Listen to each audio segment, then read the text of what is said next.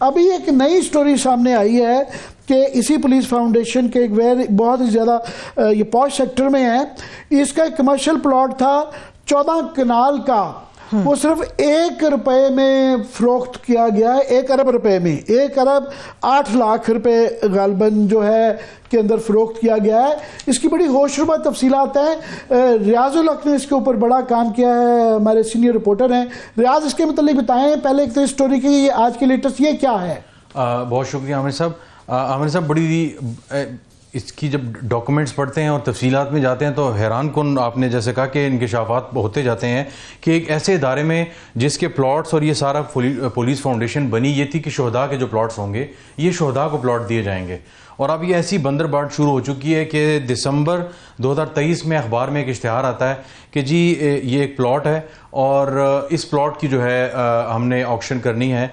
और मज़े की बात है कि जो बिडिंग डॉक्यूमेंट है उसके अंदर जो है वो लिखा है कि एक आईटी कंपनी होगी और वो आईटी कंपनी जो है वो फॉरेन एक्सचेंज रिजर्व वाली हो और उसकी जो नेट वर्थ है वो 4 अरब से जायद हो, यानी कम से कम 4 अरब जो है वो रुपए हो।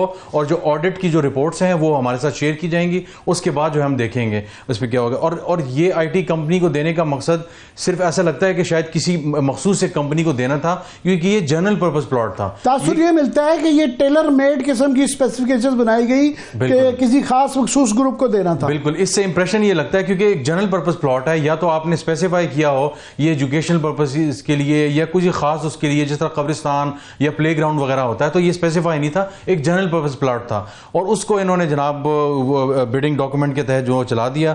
और जो पार्टिसिपेट जो पार्टी करने आई थी, एक जो वही आईटी की एक कंपनी आ गई, जो दूसरी कंपनी आई उस कंपनी का डॉक्यूमेंट्स के मुताबिक और जो हमने जराये से बात की है उसके मुताबिक उन्होंने अपनी जो बिड मनी होती है वो जमा ही नहीं करवाई और वो उन्होंने अमाउंट जमा ही नहीं करवाई, तो अल्टीमेटली जो है वो इस कंपनी को मिल गया। अच्छा, अलॉटमेंट जो रूल्स हैं उसके मुताबिक पहले ये जरा बता दें कि ये कितने साइज का प्लॉट था और कितने का बिका और वहां पे मार्केट रेट क्या है। अच्छा, इसके बाद जब ये हो गया तो उसके बाद जो सारी जो डिटेल्स जब जाते हैं उसमें पता चलता है कि जो प्लॉट है ये तकरीबन 13 कुछ या 14 कनाल का जो ये प्लॉट है। और डॉक्यूमेंट्स में इन्होंने ये दिखाया कि जो बिडिंग डॉक्यूमेंट्स में ये 8 कनाल का प्लॉट है। अच्छा, तो जो बेचने के लिए दिखाया गया ये 8 कनाल का दिखाया गया और ये तकरीबन 14 कनाल का प्लॉट है। वैसे ये तकरीबन 14 कनाल का है। बिल्कुल ऐसे ही है। 6 कनाल तो ये हो गए, ये हो गए। इसके बाद जब ये इसकी बिडिंग वगैरह का सिलसिला सारा शुरू हुआ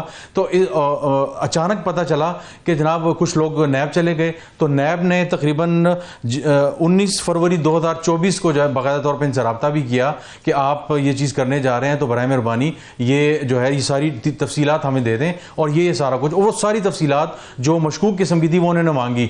इसके बावजूद इन्होंने आगे चले और सारा सिलसिला शुरू किया।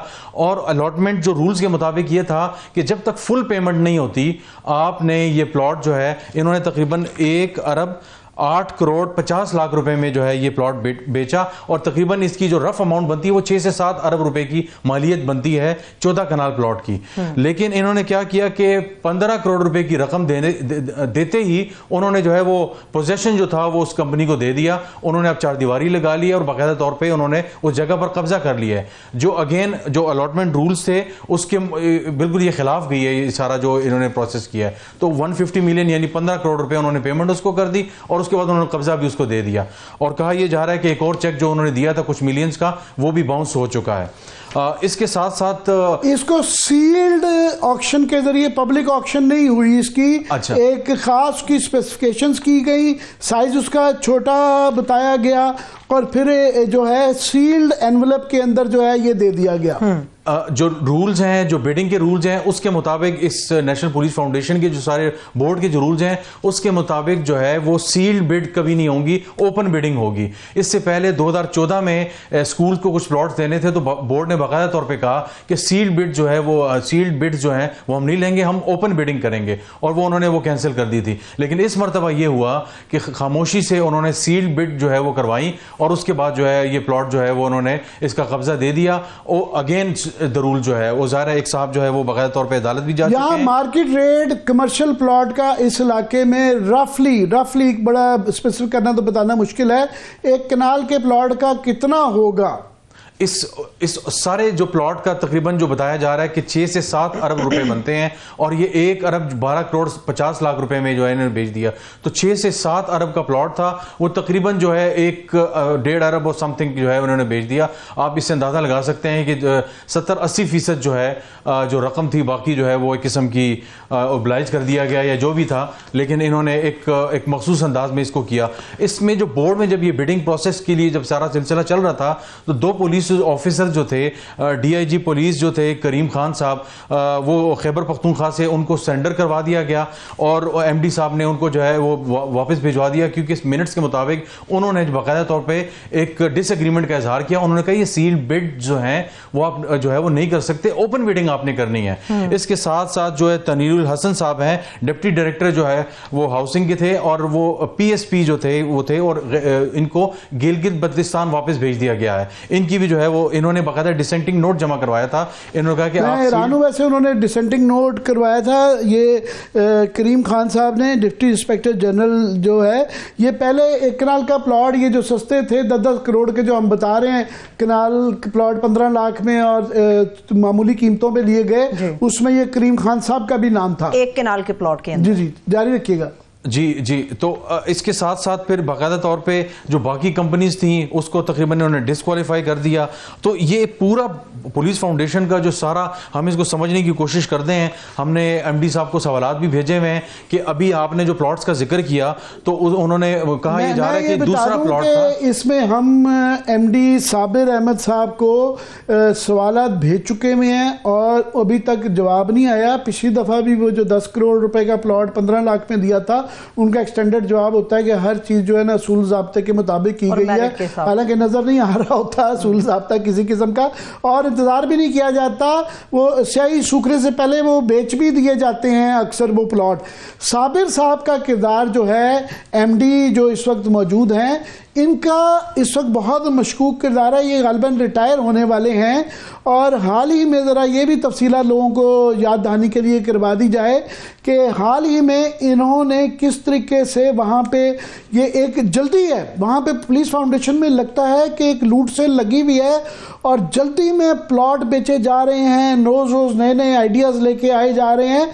कैसे उसकी बोर्ड की तब्दीली कराई गई और कैसे अपने ही बोर्ड से इस बात का कोशिश की जा रही है कि इनकी एक्सटेंशन भी करवाई जाए इन वाकयात के बावजूद, ये रियाज एक्सप्लेन कर दीजिएगा। ये बहुत इंपॉर्टेंट है कि बोर्ड में पहले 15 मेंबर्स थे, इन्होंने जनाब बोर्ड की जो पूरी सारी हियत थी वो सारी बदल दी, और जो इंटीरियर सेक्रेटरी थे वो जा रहे थे, जाते जाते उन्होंने अपने सारे इख्तियारात जो है वो फाउंडेशन को दे दिए, और उसके साथ जाहिर है उससे पहले उनको इंटीरियर सेक्रेटरी साहब जो साबिक थे उनको प्लॉट दिया गया। उस प्लॉट के प्राइम ऑफिसर नजर आता है, हम यही तासुर मिलता है कि उसके अवज फिर उन्होंने इनको लॉज किया गया और अपने सारे इख्तियार दे दिए गए। और बोर्ड के अब फाउंडेशन के अपने कितने मेंबर इसमें डाल लिए हैं? इन्होंने 7 मेंबर डाल दिए, तो मेजोरिटी में ये आ गए। तो अब इन्होंने आपकी वाली बात के बंदर बांट, अब ये जो कुछ करना चाहें मेजोरिटी में ये आ गए। 7 मतलब पहले जैसे फॉर एग्जांपल डीजीएफआई ये थे, अब वो इसमें इररिलेवेंट हो गए हैं क्योंकि नंबर्स गेम घर की पूरी हो गई है। बिल्कुल, इनके अब ये घर के बंदे पूरे हो गए हैं। और एक सारे प्रोसेस में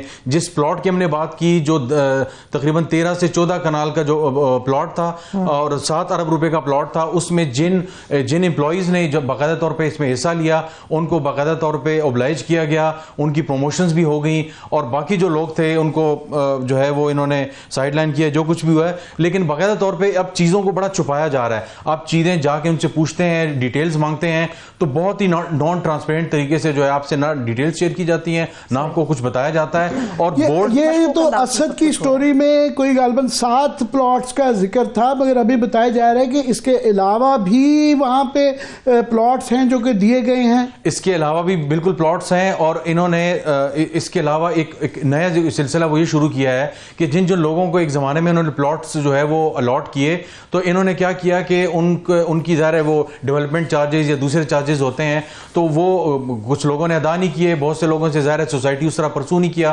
फाउंडेशन ने, तो उन्होंने उनको शोकस किए बगैर, उनको बताए बगैर, उन सब के जो है वो प्लॉट्स जो है कैंसिल कर दिए और नए लोगों को जो है वो प्लॉट्स अलॉट कर दिए। और इसमें कई ऐसे प्लॉट शामिल हैं जिसमें मैं इसमें बता दूं कि ये इसमें जिस तरह शायद इकबाल साहब साबिक डीआईजी वो इस्लामाबाद हाई कोर्ट में गए हुए हैं और लोग भी अदालत में जा रहे हैं, उनका कहना ये है कि जनाब ये एक बड़ी फेक किस्म की एक्सरसाइज की गई, हमारे पुराने एड्रेस पे या तो भेजा भी नहीं गया या भेजा गया तो ऐसे तरीके से कि उन तक मौसूल ना हो कि जी आपको फलाना डेवलपमेंट चार्ज देना है, नहीं दिया गया तो कैंसिल कर दिया जाएगा। बड़े मशकूक अंदाज में पहले कैंसिल किया गया, फिर ये तमाम जो इत्तफाकन जो है बोर्ड के ही मेंबर 2 आईजी और बाकी अफसरान, अच्छा ये तयन नहीं है कि जूनियर अफसरान को भी मिले हुए हैं, तो बाकी जो इतने ज़्यादा 22वें ग्रेड के कई अफसरान हैं जिनको नहीं मिला उनका क्या कसूर है, तो नहीं दिया गया।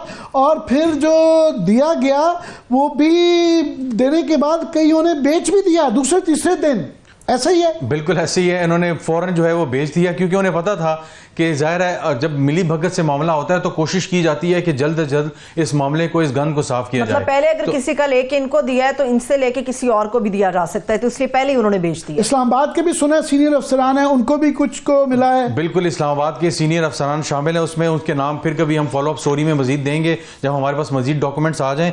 तो ऐसा लगता है कि ये पूरा एक पैटर्न है और ओब्लाइज करने का, और जो हकदार लोग हैं उनसे उस चीज को लेकर जो है ऐसे लोगों को देना जिनको न सिर्फ ओब्लाइज किया जाए बल्कि शायद वो किसी एहसान के बदले उन सबको दिया जा रहा है। और इस्लामाबाद के बड़े जो है नाम शामिल हैं, आपने अंजुम अकील का शुरू में नाम लिया, इनकी तो पहचान ही इस्लामाबाद में एक ज़माने में जो है वो बड़े बड़े जर्नलिस्ट क्लासरा वगैरह सब रिपोर्ट करते रहे, तो उस ज़माने से जो है अंजुम अकील खान साहब जो है वो जाने जाते हैं कि जनाब ये नेशनल पुलिस फाउंडेशन का नाम आता है तो इनका नाम आता है, इसके अलावा और कोई नहीं। और इस वक्त तो जब जहांगीरी साहब को ट्रिब्यूनल से हटा दिया गया, बड़े खौफ में ये आते थे इस्लामाबाद हाई कोर्ट, अब तो वो सीना चौड़ा करके तारिक फजल चौधरी और वो आते हैं कि जनाब अब तो हर चीज कवर्ड हो गई है और अब जो है वो ऐसे खुल के जो बंदर बाट चल रही है, तो प्लाट्स फौरन खरीद कर बाकायदा तौर पे 10-10 लाख रुपए 15 लाख रुपए के तहत और फौरन जो है वो उसकी जो है वो करोड़ों के प्लॉट हैं, 6-6 8-8 करोड़ रुपए के E11 सेक्टर में प्लॉट है, इससे भी ज्यादा के हैं, 10-10 12-12 करोड़ तक के भी प्लॉट मिलते हैं, कॉर्नर के प्लॉट वगैरह जो हैं,